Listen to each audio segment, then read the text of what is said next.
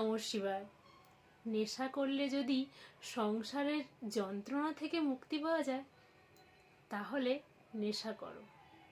শিবজিও নেশা করত সংসারের যন্ত্রণা থেকে মুক্তি পেতে, আর মানুষ নেশা করে সংসারের যন্ত্রণা থেকে মুক্তি পেতে। শিবজির নেশা আর আমাদের সাধারণ মানুষের নেশার মধ্যে কি পার্থক্য আছে আজ তোমাদেরকে বলবো।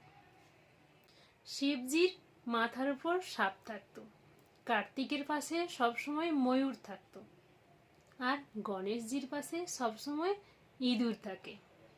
আর ময়ূর সবসময় সাপকে খাওয়ার চেষ্টা করে, আবার সেই সাপ কখনো কখনো ইঁদুরকেও খাওয়ার চেষ্টা করছে।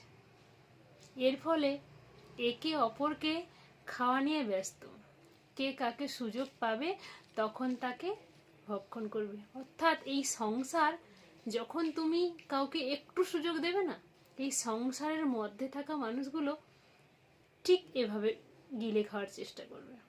তাই এই সংসারের যন্ত্রণা থেকে মুক্তি পেতে শিবজি নেশা করত। নেশা কি ছিল? শিবজি ভগবানের নাম করত, হরে রাম হরে কৃষ্ণ মহামন্ত্র জপ করত।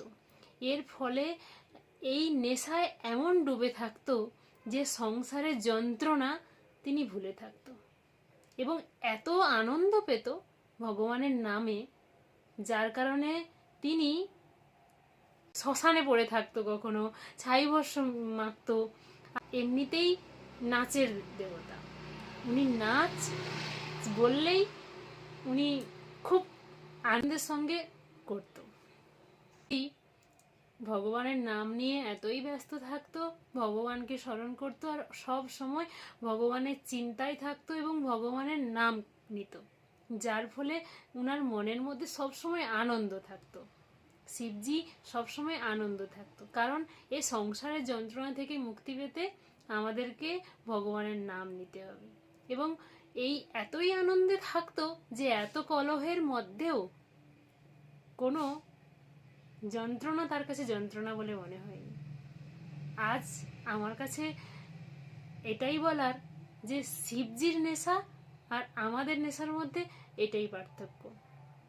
আর যে ভগবানের নামের নেশা করে নেবে তার জীবনে সংসারের কলহ যন্ত্রণা থেকে সে অনায়াসে মুক্তি পেতে পারবে।